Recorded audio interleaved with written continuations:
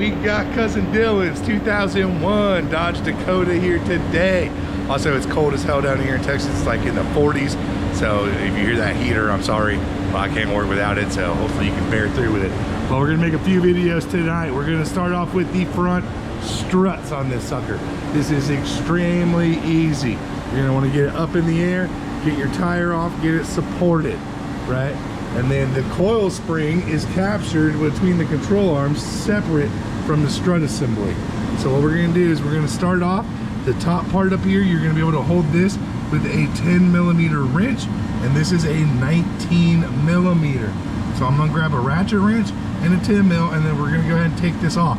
When we get this completely off, it's actually gonna fall just a smidgen, like a little boom, and then we'll be able to take out the lower bolt, pop this puppy out, fish the new one in there, and then we're gonna use our muscles, and we're gonna lift this sucker up and screw that in by hand. But we're gonna get right into it, so let me go grab what I need and I'll show you how it goes.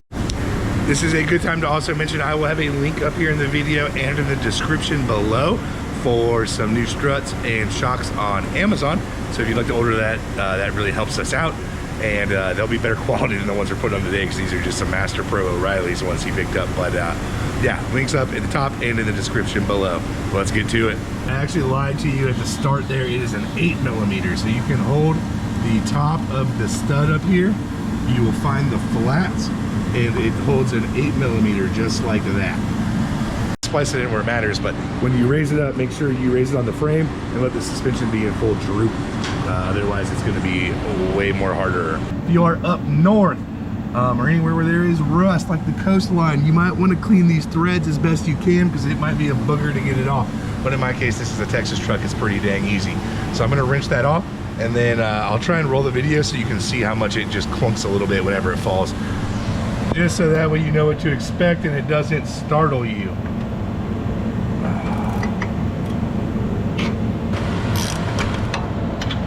There it went. That little clunker. That's it. Now, take note of the direction of these bushings up here. Set those to the side, even though we're gonna have replacements. Now we got a 21mm we need to take out.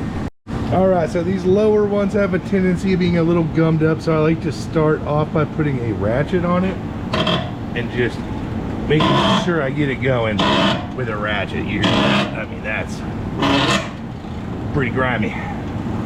But now we're going. Sweet. And now I'll switch over to an impact, and we'll zip it off the rest of the way with an impact. All right, impact on.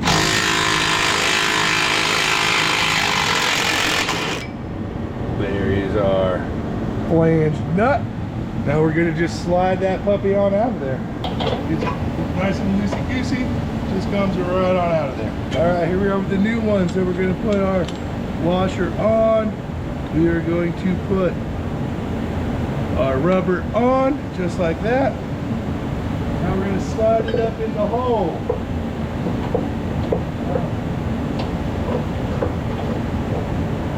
Just like that. Now I'm using my right hand.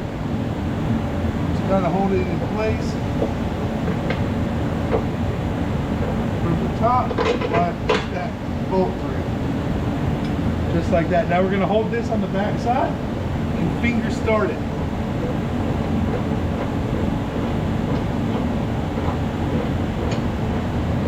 just like that.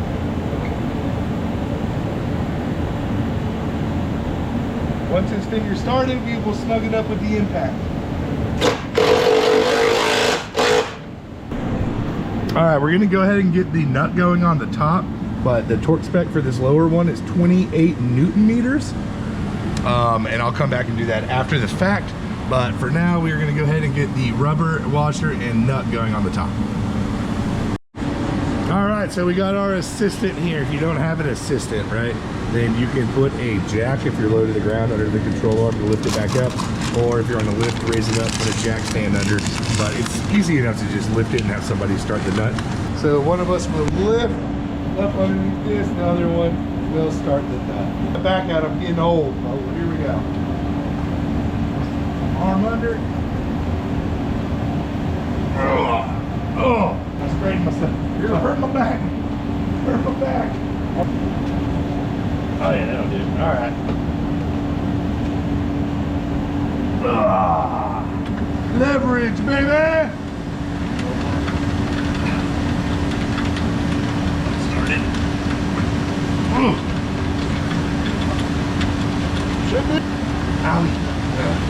Cramping.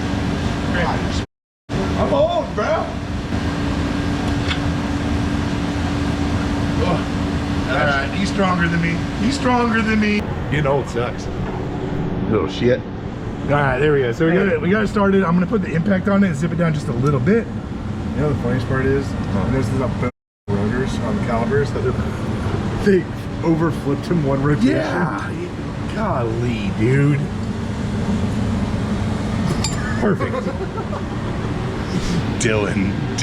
We're gonna come with the impact and we're just gonna smack it down until that starts to squish out. All right, now I'll put a little bit more on. I had to prove a point because a little bit more on with the ratchet wrench, but these are nylon locking washers, so you don't have to put Loctite on these. If it doesn't have the lock washer, you need to put blue Loctite on before you put them on. But there we go.